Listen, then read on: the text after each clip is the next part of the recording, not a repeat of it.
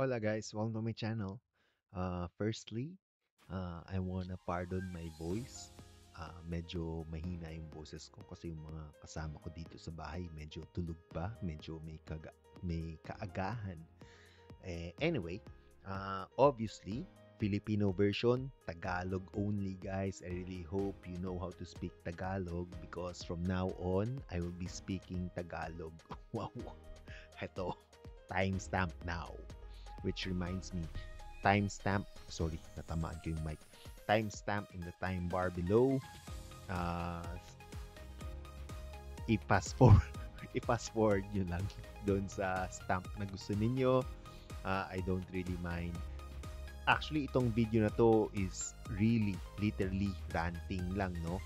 Pero baka may magustuhan kayong timestamp sa baba, forward nyo lang doon sa section na yon. Okay, so again, welcome sa video. Itong video na to ay patungkol sa computer build. Originally, I was trying to aim for medium build. Hindi siya low, hindi siya low, hindi rin siya high. When I say medium build, kumbaga sa NVIDIA graphics card, RTX 3050 ang low, RTX 4090 ang high. Dito tayo sa gitna, RTX 4060 Ti o kaya RTX 4070, parang ganyan ano. Pero ang mamahal ng video card guys, kaya nauwi ako sa between low and medium, no? So, ayan na disclaimer. So, again, welcome. Computer build to. Ang objective ng video ko ay para paghandaan ang January, February, March, April, May, June, July, ang 7/7 sale. Ngayon, pwede ninyo gamitin ito as baseline. I do know, alam ko na Lazada ang gamit ko, hindi ko ginagamit ibang platform. This is not a sponsored video guys. Ang majority ng components ko ay IT World kasi to be fair kay IT World, ang ganda ng warranty coverage niya. But again, this video is not a sponsored video. Kung bakit ko napili ang Lazada compared kay Shopee or physical store ay kasi for my convenience, guys. Again, you can just use this as your baseline. Wala nang iba, no? O, ayun. Now, without further ado, dito na tayo ngayon sa introduction. Anyway, dito ngayon, so, punta tayo sa card ko. Unahin muna natin yung non-critical components. Again guys, I wanna remind you, may timestamp sa time bar below. Try to utilize that, no? Okay? So, ayun. Sa non-critical components muna tayo. Sa case. Ang case na napili ko sa build ay M, medium, or micro ATX. Hindi siya medium, micro ATX. Micro ATX, ang napili ko ay from Dark Flash. May kamahalan siya, 2199. Guys, meron kayong makikitang mas mura na case dito. Price range 900 pesos, pero nasa inyo na yun. Ako personally, I couldn't recommend that with a clear conscience kasi pangit ng airflow. But yun lang, hanggang doon na lang. Para na lang hindi humaba yung video. Ang napili ko from Dark Flash, meron tong counterpart. I forget the name. Antec or Altec. Arctic, parang ganun, parang Altec something no? Ito rin naman yun.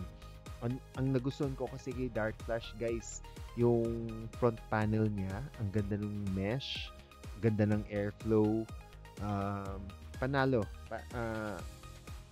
Opinion ko to guys ha. Yung engineering, kasi ako ngayon, ito DLM. Ang computer casing ko simula nung 2020 yata to, nung kinuha ko. Yung computer case ko, Dark Flash din, pero DLX. Yung standard size, no? Natuwa talaga ako sa airflow niya. Mahusay. Kaya yung engineering, kunwari yung sa drive bay, no? Sa hard disk drive, yung storage bay sa basement dyan sa bandang baba, katabi ng power supply unit. Yung engineering, panalo guys eh. Yung screwdriver mo, maipapasok mo, pasok. So, natuwa ako kay Dark Flash in that regard. But, do not be biased on my opinion, no? Meron ding mas magandang pang case. Kaso nga lang, uh, first thing that came to my mind was Dark Flash. So, ito yung pinili ko. Yun lang yung reason ko, guys. Yung counterpart nito from other brand is similar in pricing. Kaya kayo nang bahala sa computer case. Kung gusto niyo ng mas mura, medyo yung halimbawa yung sinabi ko yung 900 pesos na casing, di ba? Mako-compromise lang yung airflow. Hayun. Yun ang dahilan kung bakit ko siya hindi mai-recommend. So, heto, maganda yung airflow niya, pasok. Yung counterpart nito, pasok din yung airflow nun. Pero, hindi ko ginagamit eh. Ang gamit ko ngayon, Dark Flash. So, heto yung i-recommend ko. Kaso nga lang, 2,199 ang presyo niya.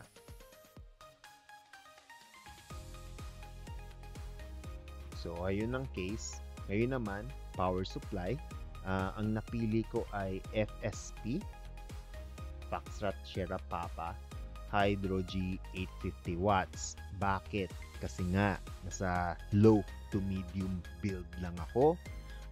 In regards to future upgrade, ang panalo lang dito ay ATX 3.0, PCIe 5.0, compliant in regards to future proofing. Okay, pwede na rin ATX 3.0, but para sa akin, kaya ito yung naipili ko. Meron ako nito, pero yung small form factor version nito ang meron ako. Pero in regards to FSP, ang gamit ko, kulang ako sa tools, guys. Gamit ang hardware info na software, consistent naman siya sa power delivery. In regards to coil whine, tahimik naman siya. Wala akong nakikitang problema sa kanya. Hanggang ngayon, I've had this power supply for the past year. No, couple of years. Magto 2 years na. Alam ko malapit ng 2 years kung gamit itong FSP na to eh. Hanggang ngayon, wala naman ako nakikitang problema sa kanya. O di, yan ang nirecommend ko. Ang pwede ring i-consider ay Gigabyte. Nagka-issue sila dati, pero na-handle naman nila. Maayos din naman. Meron din akong Gigabyte power supply. Meron din akong power Sonic. Ay, hindi. Seasonic. Meron din akong Seasonic. Pero, kung sa presyo lang din naman, pasok na to guys. Dito ngayon tayo papasok sa IT world. Kaya ako napili yung IT world guys ay dahil sa kanilang warranty coverage. Panalo yung warranty coverage nila. Itong Hydro G na to, it has 5 years warranty. Local warranty. Meron tayong makikita mga ibang shop, international warranty, first 6 months local. Beyond that, international. Ang ibig sabihin ng international warranty coverage ay ipadadala mo yung unit mo doon kung saan man yun, malamang Taiwan.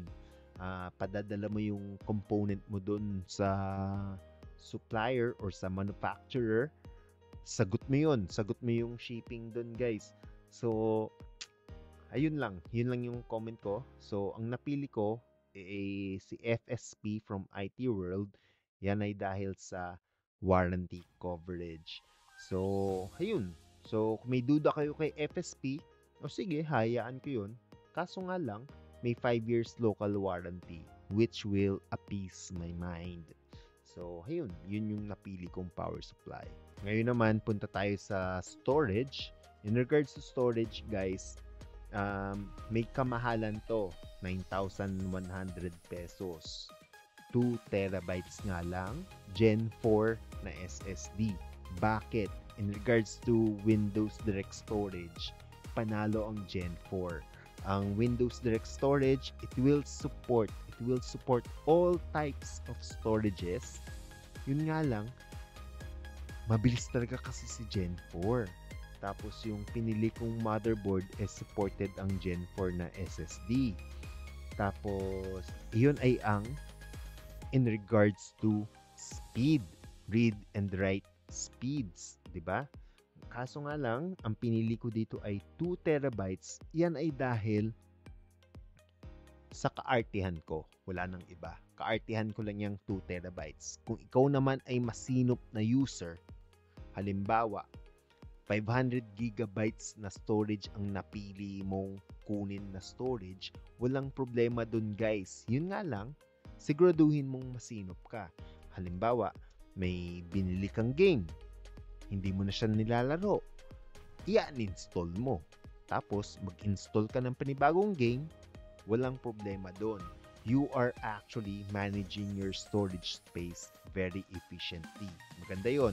Nako-compromise mo lang yung terabytes written ng SSD, pero walang problema doon. Ang ako kasi, multiple games ang nilalaro ko at a time. Kasi halimbawa, nagsawa ako sa Elden Ring. Ang gusto ko namang laruin, Helldivers. Tapos, pananggal umay, Horizon Zero Dawn naman yung bago. Nalimutan ko yung pangalan ng bagong Horizon. Alam niyo yun, marami akong nilalarong games kasi mabilis ako maumay. Parang ganyan. So, pasok sa akin, sa character ko, na mas malaking storage space kasi marami akong games na naka-install eh. So, kung mababa yung storage ko, mapagpilitan ako mag-uninstall, ganyan, nakakatamad para sa akin. Pero kung ikaw, you are a very efficient user, you could actually choose a lower storage space. Ang 1 terabyte guys, if I'm not mistaken, nasa bandang 4,000, 3,500 pesos lang ang 1 terabyte. Go! Maganda yun. Yun nga lang, you'd have to, manage your installed applications very well. So, pero, ang target ko ay, alam mo yun, install, forget. Laruin mo yung gusto mo. 2 terabytes ang marirecommend ko kung katulad ko kayo, no? O, ayun. So, now, let's move on to case fans. Yung case na napili ko, again, this is not a sponsored video. Napili ko ang Dark Flash because medyo biased ako kay Dark Flash, no?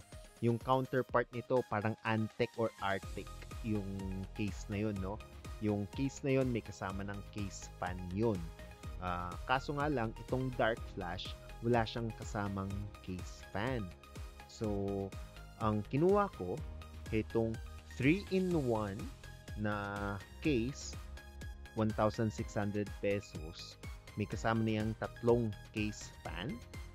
Pero kapos yan, para lang to sa top portion ng computer case. Ngayon, sumama pa ako ng dalawang case fan para sa front side. Kasi yung Dark Flash pala kasya 3. So, 3 pang case fan sa harap. Itong 3 sa harap, ang pinili ko is from Arctic, from WD Computers. Tapos yung model ay Arctic P12. Kaya ito yung kinuha ko kasi sa harapan ng computer, hindi naman kailangan ng RGB doon. So, itong 3 na to para sa front side ng computer case, which amounts to 365 or 1,095 pesos, 1,133 kasama na shipping. Tapos, kasama to. Itong 3 na ito, 3-in-1 to, 1600. Yun nga lang, may kasama siyang ilaw. May ARGB to. Kung bakit naman, kasi itong tatlo na to, nakalagay to sa top portion. Dalawa sa taas, isa sa likod. This is the ideal portion of the computer case na magandang may ARGB para alam mo yun, kasi yung computer case natin tempered glass. Syempre gusto mo i-showcase yung computer components mo. Kaya ang mahalaga dito sa case na to is yung top and aft para maganda yung lighting. Kumbaga, kung mala-artista yung mga components na bibilhin mo, no? Ngayon, in regards to case spans, ang total natin ay 2774 kasama na ang 277450 kasama na ang shipping. So, ang fans nito ay tatlo sa harap, dalawa sa taas, at saka isa sa likod. Yung tatlo sa harap, non-ARGB, ang dalawa sa taas, at saka yung isa sa likod, may ilaw. Ano yun? Nalimutan ko yung A eh. A, RGB. Parang ganyan. RGB is yung parang yung red, green, blue eh, no? Tapos yung A is parang variable. Kung ano man yung A counterpart nun, yun na yun. Okay. Ngayon naman guys, bago tayo pumasok sa CPU, pag-usapan na muna natin ang graphics card. Ang graphics card na pili ko ay RX from AMD RX 7600 na video card. Dito half-hearted ako kay 7600 actually. Para sa akin, pasok na pasok sa akin ang 6600 non-XT na video card kung open kayo sa second hand. Hindi ko siya makarecommend dahil may bad experience na ako twice sa second hand graphics card. So, hindi ko marirecommend sa inyo ang second hand. Pero kung halimbawa, meron kayong kaibigan na merong 6600 na graphics card, ibebenta sa inyo ng less than 10,000 pesos, that is a better deal, guys. Kunin nyo na yon. Yun nga lang, kailangan may trust. Kung may tiwala kayo dun sa pagbibilhan nyo ng 6600, that is less than 10,000 pesos, kunin nyo yun, mas gugustuhin ko yun. Pero sa ngayon, ang RX 6600 ay averaging to 13,000 pesos. Hindi ko kaya. Price to performance ratio, mas maganda to, yes. Pero hindi ko kaya i-recommend kasi mahirap. Hindi ko siya gagamitin. Yun na lang. Ang i-recommend ko sa inyo ay yung gagamitin ko. Maganda yung presyo nito, aminado ako doon. Kaso nga lang, hindi ko siya ma-recommend kasi hindi ko gusto eh. In regards to performance, sa halagang 13,600, pasok na pasok to para sa 1080p gaming. Alam ko yun nga lang, hindi ako komportable na i-recommend ito. Kung ito ay 11,000 pesos, brand new, no doubt, i-recommend ko yan. Pero sa ngayon, 13,600 pesos, nahihirapan ako. So, dito sa build na to, ang ginamit ko ay ang RX 7600. 8 lanes din ang gamit nito. Medyo hindi lang fully utilized yung PCIe slot, pero pwede na. Pasok naman eh, kasi bagong motherboard din to. PCIe Gen 4 din naman yung gamit. So, pwede na rin guys, hindi tayong maapektuhan. Ngayon, kung galing ka sa lumang system, tapos mag-a-upgrade ka dito, baka maapektuhan ka sa 8 lanes na gamit ng RX 7600. So, to keep things simple guys, Again, this is a new build with a new motherboard that is on a Gen 4 PCIe slot. I have no problem recommending RX 7600 for a new build. So, ayun. Medyo mababa to. Itong graphics card na to, kaya yan ng 1440p na monitor sa ibang games kung marunong ka mag-set up ng configuration. Pero kung hindi ka marunong mag-setup ng configuration, wag ka na kumuha ng 1440p na monitor. Ang kunin mo na lang ay 1080p monitor to keep things simple. So, again, disclaimer lang. Ang 7600, kaya yan. Medyo mag-e-enjoy ka pa rin. Kahit 1440p yung monitor mo, mag-e-enjoy ka pa rin. Yun nga lang, kung hindi ka marunong mag-setup ng configuration, stick to 1080p. I-maximum mo yan. No problem yan, guys. Yan lang masasabi ko kay 7600.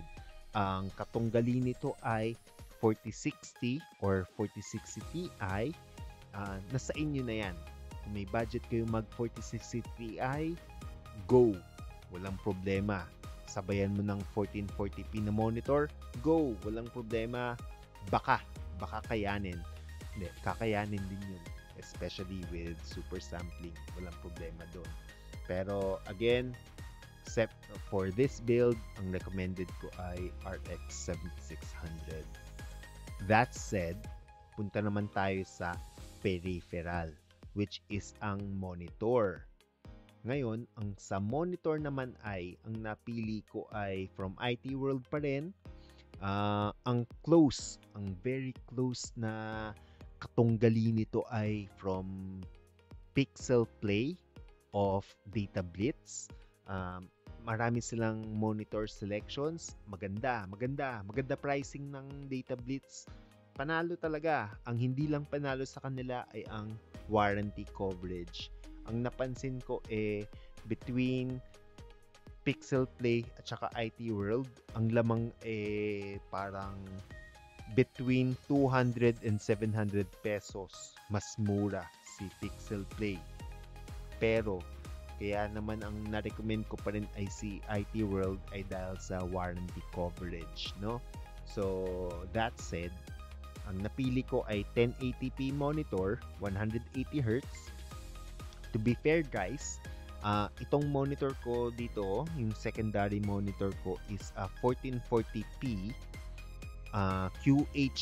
Itong 1080p, Full HD yan. Ang 1440p, QHD yan. Ang monitor ko ngayon, 180Hz na 1440p QHD.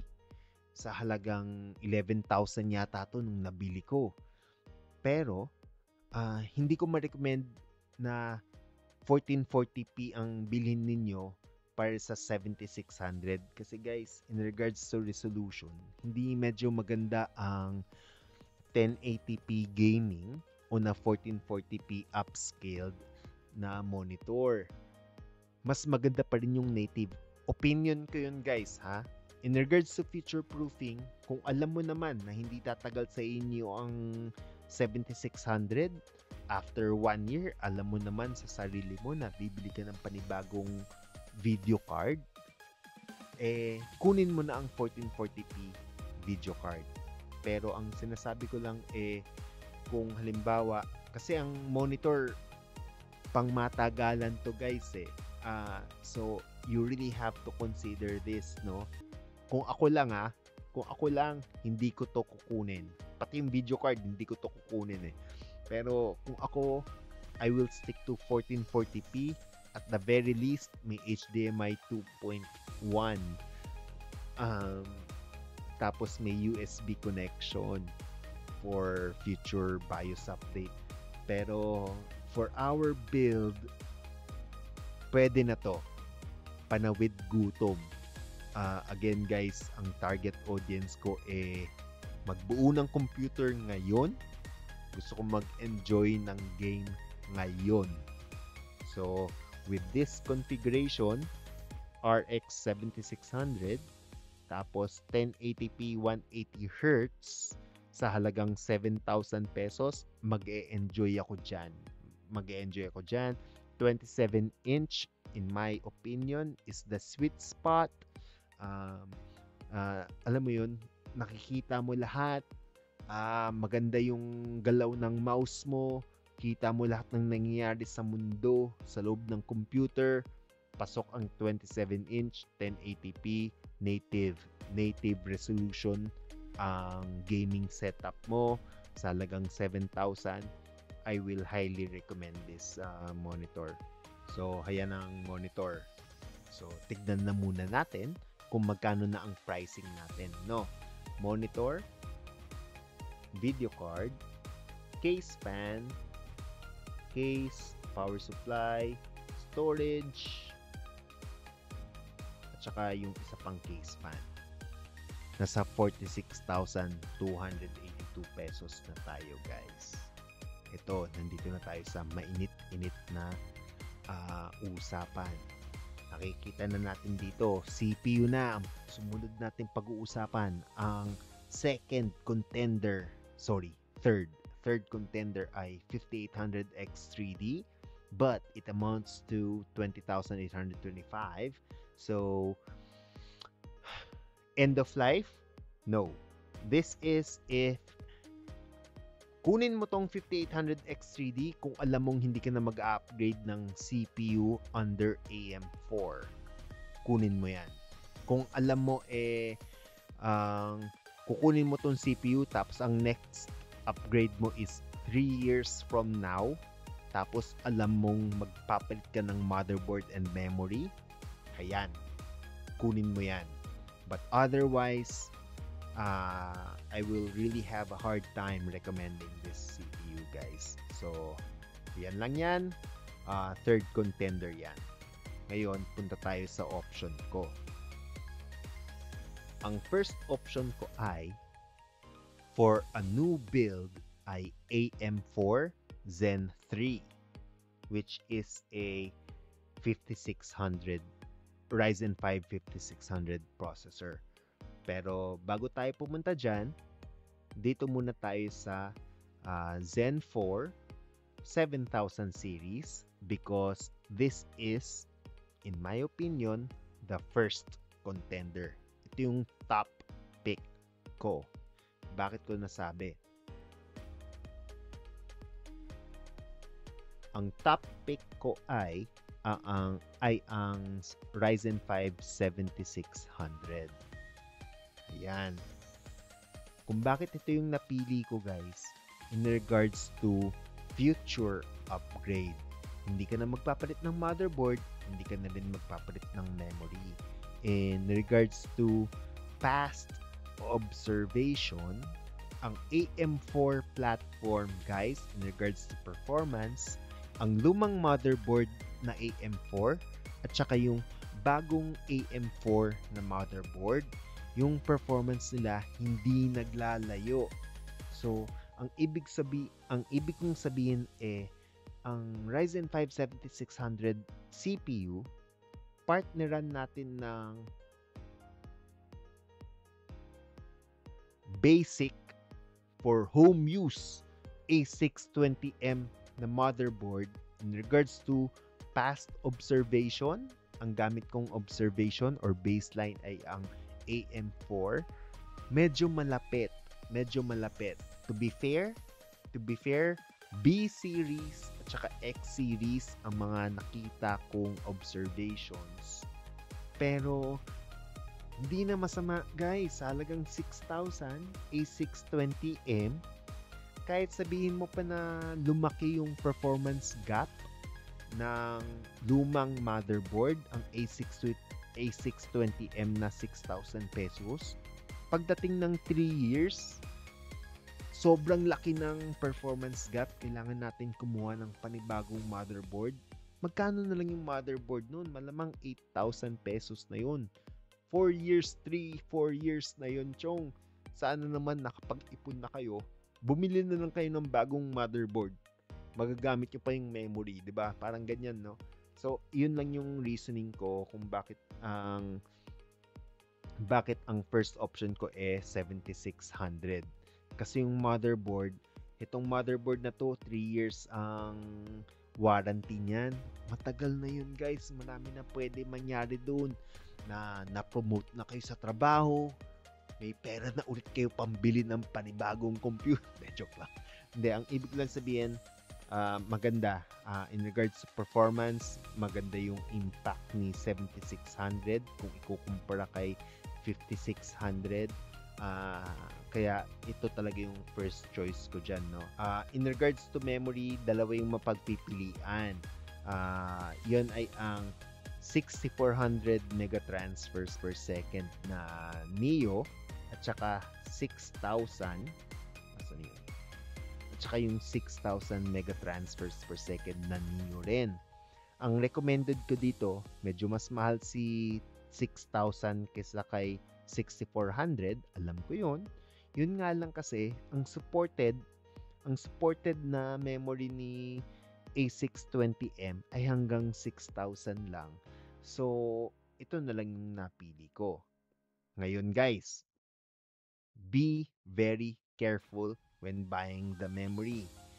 When buying the memory using this motherboard, A620M, si A620M, ang memory na binibigay ni IT World is not supported by the QVL. Ang motherboard na itong A620M, hindi rin niya sinusuport itong 6400 na memory ni IT World. So, bago ninyo bilhin itong motherboard, bago ninyo bilhin itong memory at saka itong memory, i-confirm nyo muna kay IT World kung isusupport ba nila ang warranty even though hindi siya listed sa QVL, Quebec Victor Lima. I-confirm ninyo yun guys kasi nasa posisyon, nasa warranty coverage ni ito, buksan natin to ha. Ay wala na. Basta may disclaimer yung mga shops na yan. Warranty does not cover unsupported components. Kumbaga, kung hindi supported ng component mo yung kabilang component, they have the right to reject your warranty claim, no? So, be very careful guys. You want to confirm kung masusupport nila yung component na yan kung bumigay, ha? So, halimbawa, ito, kukunin ko tong motherboard na to, A620M. Tapos, kukunin ko itong 6,000 megatransfers na yan. Bago ko yan bibilhin, guys, i-contact ko muna, i-chat ko muna si IT World. IT World, napansin ko, hindi supported ni A620M yung memory na ito. Pero sa inyo ko bibilhin. After 2 or 3 years from now, nagka-diferensya ako sa motherboard o kaya sa memory. Masusupport nyo pa rin ba ito? Gusto ko muna i-clarify yun, guys. Ha? Ngayon, to be fair, sa 520M at saka sa Ryzen 5 na 5600, same scenario, guys. Itong memory na to at saka itong A520M, it is not listed in their respective QVL, guys. So again, I will try to confirm it with them kung mako-cover pa rin nila yung warranty. Okay? Alright. Now, let's go back to our build. Meron tayong monitor, graphics card, case fan, case, power supply, storage, motherboard, memory, CPU, case fan. Okay. 74,560.8. So, 74,560.8. Sorry, tinatype ko lang sa notepad. So, ito ngayon yung running price natin kay computer build natin, no? Ngayon, puntahan naman natin, ikumpara natin siya guys sa Zen 3 processor sa Ryzen 5 5600. tatanggalin ko ngayon tong 7600 na to. Tatanggalin ko yung motherboard. Tatanggalin ko rin yung memory. Papalitan natin ng Zen 3 5600. Tapos yung angkop na motherboard. Tapos yung angkop na memory. Again guys ha, in regards to QVL, hindi listed ni ASRock itong memory na to. Tapos itong memory na to, hindi rin yan nililista ang motherboard na ito sa QVL niya. You really have to message IT World guys ha, in regards to transparency for its warranty coverage ha. Alright, so ngayon naka Zen 3 setup na tayo. Ang presyo natin ngayon ay 64,282.4. I will copy this and paste it here. Okay. 64,282.4. So, ito siya guys. Ayan na yung presyo natin. Ang AM5 natin ay roughly 10,000 pesos more expensive than AM4. Ngayon guys, dito ngayon tayo papasok sa considerations mo. Ang akin, I did say, sinabi ko na kanina, option 1 ko ang AM5. Pero ako yun. Ako kasi, alam ko na pangmatagalan ako. I know the games I want to play. Okay na ako sa 1080p monitor, kung sakali lang okay na ako sa 1080. Alam ko yung gusto ko. Ngayon, ito yung gusto ko. Ito yung mga games na nilalaro ko. I do take consider si Steam. Kung ikaw yung ganito lang yan guys eh. Kung ikaw si game developer, kung ikaw yung gumagawa ng mga games, hindi mo pwedeng pabayaan yung mga tao na mas mababa ang video card o yung performance PC, mababang klase. Hindi mo sila pwedeng kalimutan eh. Kung ako yung magde-develop ng games, lagi ko sila i-consider. Okay, sino ba yung target audience natin? Ganito yung performance ng computer nila.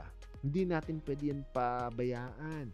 Kung magagawa ako ng games, dapat kaya pa rin ilaro yan ng mga tao na merong RTX 3060, yung mas luma pa. Gets nyo? Yun yung pananaw ko.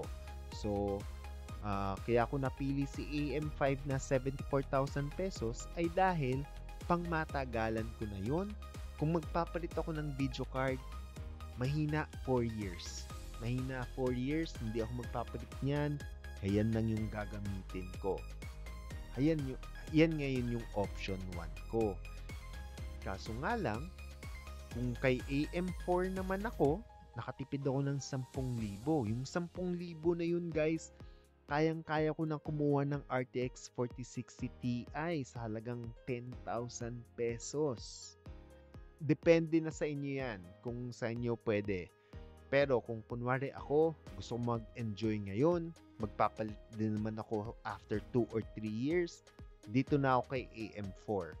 Kay AM4 na ako, nakatipid ako ng 10,000.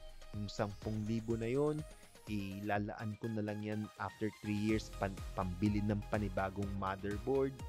Pwede rin eh, di ba? So parehas sila merong argument. So nasa inyo na yan. Yan yung price difference. You could use this price diff for your baseline.